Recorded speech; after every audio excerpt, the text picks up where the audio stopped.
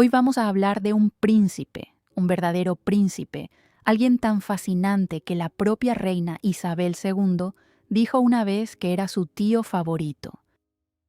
Era apuesto, carismático y tenía el mundo a sus pies. Pero lo que los libros de historia oficiales no cuentan es que el príncipe Jorge, duque de Kent, llevó una vida que haría que los guionistas de Hollywood parecieran aficionados. Detrás de las medallas y el brillo de la realeza, Jorge era un rebelde indomable. Mientras Londres dormía, se entregaba a noches de jazz, vicios peligrosos y pasiones prohibidas que desafiaban las normas mismas de la monarquía. Su historia es tan extraordinaria que cruzó los océanos.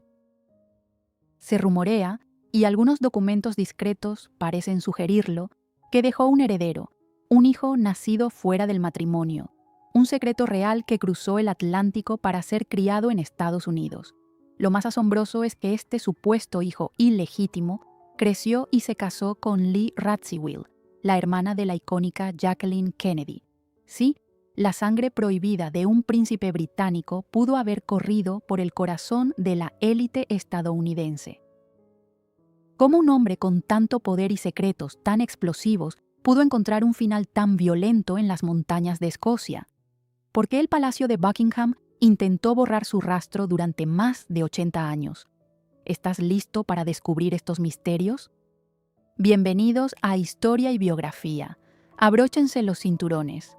Hoy volaremos por las sombras de la monarquía para revelar la vida prohibida del príncipe Jorge, duque de Kent. La historia del príncipe Jorge comienza en el invierno de 1902, en los jardines helados de Sandringham. No nació en un gran palacio, sino en York Cottage, una residencia modesta que su padre, el futuro rey Jorge V, prefería, porque era más fácil mantenerla caliente. Jorge era el cuarto hijo, y desde pequeño creció marcado por el miedo. El rey era un hombre de estrictos hábitos, que trataba a sus hijos como a reclutas indisciplinados.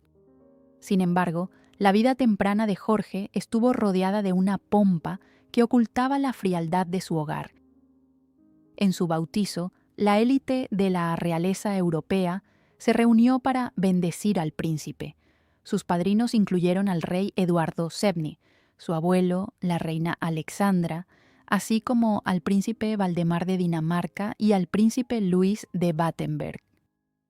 Ese día, Jorge fue envuelto en encajes y honores, pero la realidad que le esperaba en casa era muy diferente al brillo de las joyas reales. En mayo de 1910, cuando Jorge tenía solo 7 años, su mundo cambió drásticamente.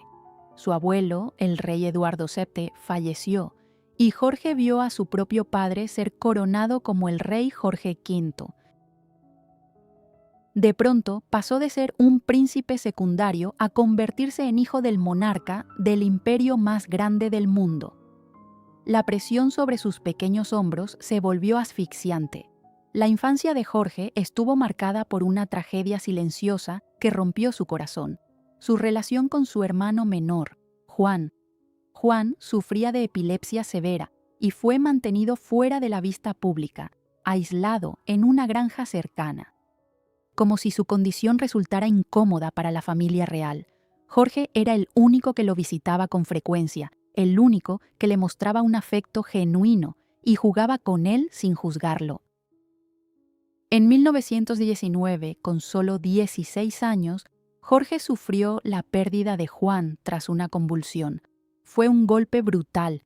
Aprendió de la peor manera que, en la familia real, los más vulnerables eran a menudo borrados en silencio de la historia. En ese vacío de dolor, se acercó aún más a su hermano mayor, Eduardo, el príncipe de Gales.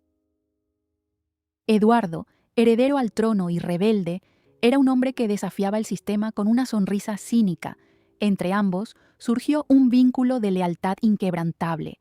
Eduardo veía en Jorge el reflejo de su propio deseo de escapar de las ataduras de la monarquía. No solo eran hermanos, eran aliados frente a la autoridad de su padre. Su vínculo era tan fuerte que, rompiendo el protocolo, decidieron vivir juntos en York House, en Londres, convirtiendo la residencia en un centro de fiestas y reuniones discretas. Fue allí donde la doble vida de Jorge comenzó a tomar forma. Bajo la influencia de Eduardo, el joven Jorge se sumergió en la vida nocturna más decadente de Europa. Frecuentaban clubes de jazz llenos de humo, riendo con artistas, mezclándose con la bohemia y esquivando a los detectives de Scotland Yard asignados a su protección. Pero Jorge sentía una inquietud profunda que Eduardo no podía calmar. A los 13 años, fue enviado al Royal Naval College, siguiendo la tradición militar de la familia. Odiaba cada segundo, el ruido ensordecedor de la maquinaria, el olor a diésel, el aislamiento claustrofóbico en el mar. Jorge sentía que se asfixiaba en ese entorno tan duro, buscaba la belleza, el arte, lo prohibido. Sufría de intensos mareos y episodios de depresión en el mar, mientras su padre exigía que se convirtiera en un hombre de acero. Fue durante ese tiempo, entre la rigidez de la vida naval y las noches de excesos con Eduardo, cuando Jorge comenzó a buscar escapes peligrosos. El príncipe perfecto, el rostro de las revistas de moda, empezaba a resquebrajarse por dentro. Nadie sabía que el joven oficial, desfilando en uniforme, ya escondía sustancias en sus bolsillos. Estas le prometían una vía de escape de la asfixiante realidad de ser un Windsor. El pacto entre los hermanos era claro. Serían modernos, serían libres, pero Jorge aún no sabía que el precio de esa libertad sería muy alto, pagado con sangre y secretos que el mundo nunca debía conocer. Tras dejar la Marina en 1929, Jorge probó la libertad que tanto había esperado. Pero, para un hombre de su temperamento, aquello fue una invitación al peligro. Se convirtió en el primer miembro de la familia real en trabajar como funcionario público, primero en el Ministerio del Interior y luego en el de Trabajo. Si de día analizaba informes, por la noche Jorge llevaba una doble vida que desafiaba las leyes más estrictas del Reino Unido. Es importante entender el riesgo que corría Jorge en aquel entonces. En la Inglaterra de los años 20 y 30, la bisexualidad no era solo un tabú, era un delito. El cargo de grave indecencia podía acarrear hasta 2 años de prisión con trabajos forzados. La misma ley que destruyó la vida de Oscar Wilde pendía sobre el hijo del rey. Aún así, Jorge amaba con una temeridad que alarmaba al Palacio de Buckingham. Entre sus supuestos amantes masculinos, uno de los más notorios fue el dramaturgo Noel Coward. Durante años, se dice que Jorge y Coward compartieron una profunda conexión intelectual y posiblemente íntima.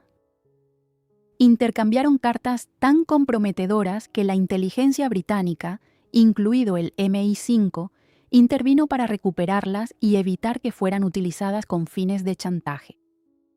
Jorge también fue vinculado con Anthony Blunt, el refinado historiador del arte que trabajaba en secreto para los soviéticos. Sin saberlo, el hijo del rey pudo haber confiado en un hombre que transmitía información directamente a Moscú. Pero el apetito de Jorge no tenía límites. Sus relaciones con mujeres eran tan escandalosas como sus vínculos con hombres. La más peligrosa fue Kiki Preston, apodada la chica de la jeringa de plata. Kiki era una fuerza de la naturaleza que arrastró a Jorge a la adicción a la morfina y la cocaína. De esta relación tóxica y frenética surgieron rumores de un hijo ilegítimo. Un niño que, según los relatos de la época, fue enviado rápidamente a Estados Unidos para ocultar cualquier vínculo con la realeza. Jorge también cruzó las rígidas barreras sociales de la élite londinense. Se le veía a menudo entre bastidores con Florence Mills, la legendaria estrella afroamericana de Broadway. Ignorando el racismo de la corte, el príncipe buscaba en Florence una pasión que la monarquía consideraba escandalosa. También fue vinculado con Margaret Wigham, una socialité cuya reputación de excesos la convertía en tema de susurros en la alta sociedad. En 1934, la situación se volvió insostenible. Las deudas de juego, las amenazas de chantaje y su adicción convertían a George en una bomba de tiempo para la monarquía. El rey Jorge V, agotado y avergonzado, lanzó un ultimátum definitivo. George necesitaba una esposa lo suficientemente aristocrática como para silenciar a los críticos y lo bastante sofisticada como para ocultar sus secretos. Así comenzó la búsqueda de la fachada perfecta, que llevaría al duque de Kent hasta la princesa Marina de Grecia y Dinamarca. Para domar a un príncipe rebelde, Buckingham Palace necesitaba a alguien extraordinario, y en 1934 esa persona finalmente apareció. La princesa Marina de Grecia y Dinamarca no era simplemente otra princesa europea en busca de un título. Marina era quizá la mujer más elegante y segura de sí misma de su generación. Nacida en Atenas, era hija del príncipe Nicolás de Grecia y Dinamarca y de la gran duquesa Elena Vladimirovna de Rusia. Pero su vida no se limitó al privilegio. Vivió el exilio desde muy joven debido a los conflictos políticos en Grecia.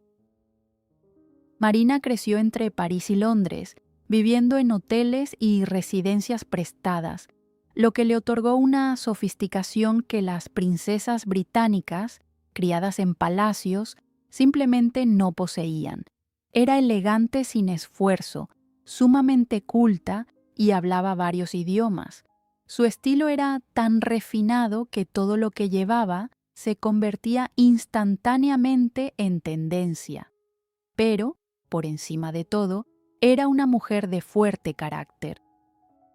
No se dejaba intimidar por su suegro, el formidable rey Jorge V, ni por el pasado turbulento de su futuro esposo. Para la corona británica, Marina era la esposa ideal. Con un linaje real impecable y siendo prima segunda de George, su dignidad servía como escudo frente a los vicios y escándalos del duque de Kent. En agosto de 1934 se anunció el compromiso. George, en un gesto de aparente conformidad, fue creado duque de Kent, conde de St. Andrews y barón Downpatrick. La boda, celebrada el 29 de noviembre de 1934, fue el acontecimiento del siglo. Londres se paralizó.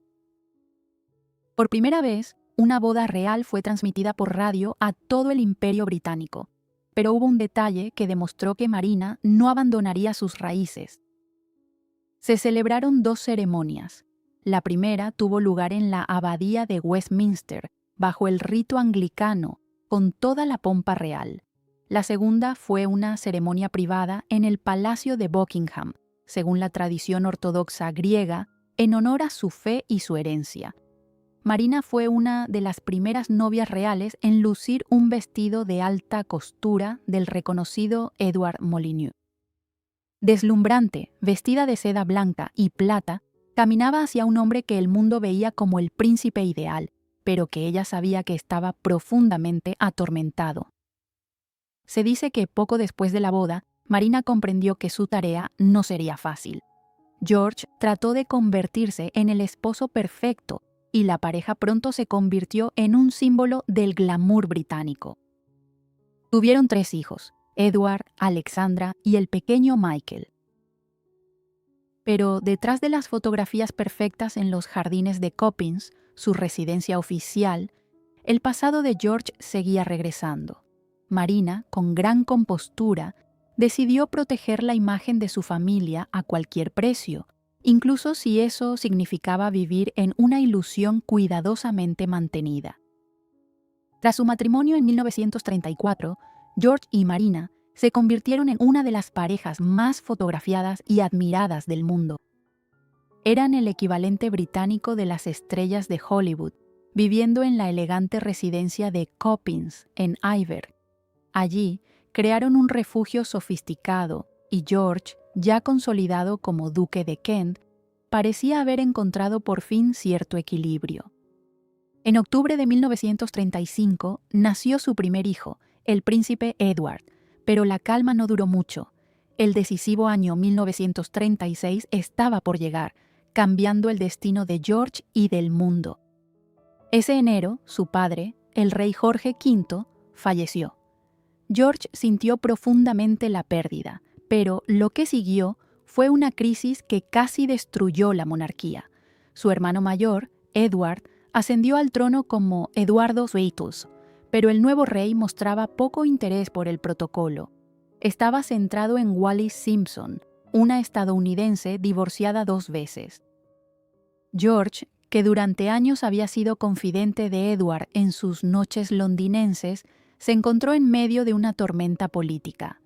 Mientras el nuevo rey se debatía entre su amor por una mujer divorciada y sus obligaciones, George continuó con sus deberes, a menudo acompañado por Marina. Marina, pilar de estabilidad en la familia, estuvo presente cuando en diciembre de 1936 ocurrió lo impensable. Eduardo Eiso abdicó al trono para casarse con Wallis Simpson. En este momento de caos, el nombre del duque de Kent comenzó a circular discretamente en el Parlamento. Algunos proponían a George como rey, pasando por alto a su hermano Albert, el futuro Jorge VI. ¿Por qué? El duque de Kent ya tenía un hijo, el pequeño Edward, asegurando la sucesión, y poseía un carisma natural que su hermano, más reservado y vacilante, no tenía, pero sus secretos eran su mayor obstáculo. El gobierno sabía que, detrás de su imagen de padre devoto y duque ejemplar, sus vicios y relaciones constituían una peligrosa vulnerabilidad.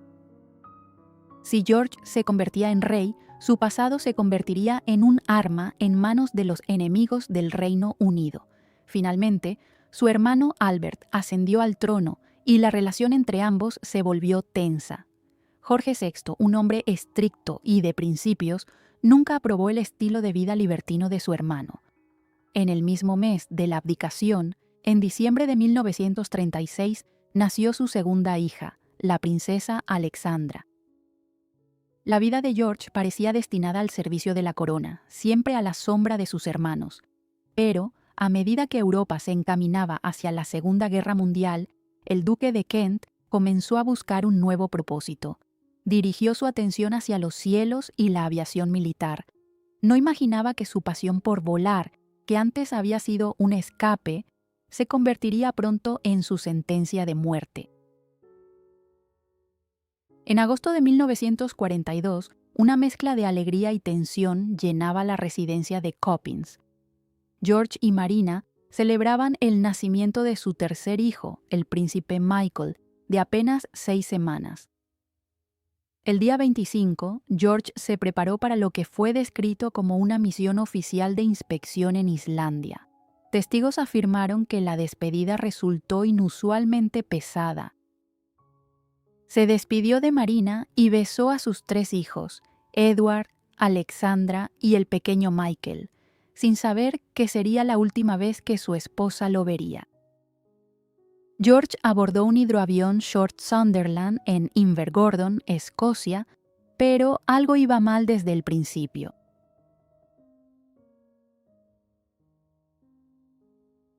El Sunderland era un verdadero gigante de los cielos, un hidroavión diseñado para patrullas oceánicas de largo alcance. Para un viaje relativamente corto a Islandia, normalmente habría llevado una carga más ligera. Sin embargo, debido a una orden nunca explicada, despegó con los tanques de combustible completamente llenos. Transportaba miles de litros de combustible de alto octanaje, suficiente para volar mucho más allá de Islandia, quizá incluso hacia Europa, en dirección a territorio neutral o enemigo.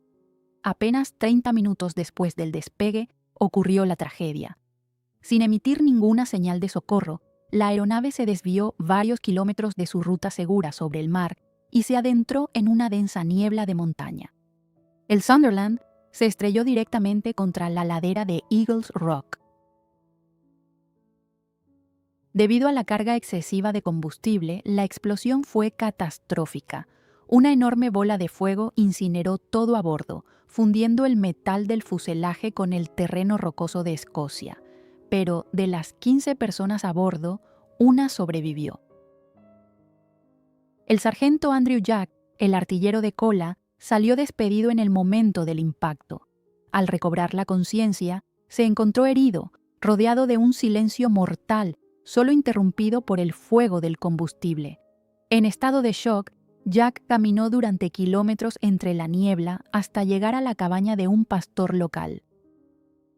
Cubierto de hollín y sangre, parecía un espectro. El caos administrativo era tan profundo que la familia de Andrew Jack recibió un telegrama oficial notificando su muerte en el accidente. Durante 2 días, su madre lloró su muerte mientras él permanecía bajo estricta supervisión de los servicios de inteligencia militar. Al darse cuenta de que Andrew Jack era el único superviviente del accidente, los oficiales lo obligaron a guardar silencio bajo amenaza de traición. Le hicieron firmar la Official Secrets Act, pero los rumores no cesaron. Años después, Jack sugirió que hubo una violenta lucha en la cabina y que el príncipe Jorge podría haber estado al mando, pilotando de manera errática. Cuando los equipos de rescate llegaron al lugar del accidente, encontraron una escena que se convertiría en una sombría leyenda. El cuerpo del duque de Kent fue hallado aún sujeto a su asiento, con una baraja de cartas apretada entre sus manos. El príncipe, que había pasado su vida desafiando al destino, pareció hacer su última apuesta mientras el avión se precipitaba al abismo. Cerca de allí, se informó de la presencia de un maletín con divisas extranjeras y documentos que nunca fueron revelados. El gobierno británico selló los archivos durante más de 70 años por razones de seguridad nacional. El príncipe Jorge, duque de Kent, el rebelde y atormentado miembro de la realeza, murió trágicamente a los 39 años. Pero el contenido de aquel maletín y la razón por la cual el avión iba tan cargado de combustible sigue oculto bajo la niebla de Eagles Rock. Marina enviudó a los 36 años, rodeada de silencio para ocultar los secretos de su esposo, secretos que se llevó a la tumba. Sin embargo, la historia de George perduró en las sombras que la monarquía intentó borrar. Su linaje y su espíritu rebelde cruzaron el Atlántico a través de secretos que el palacio nunca reconoció oficialmente. El caso más citado es el de Michael Canfield, a quien se cree hijo de George con la socialité estadounidense Kiki Preston.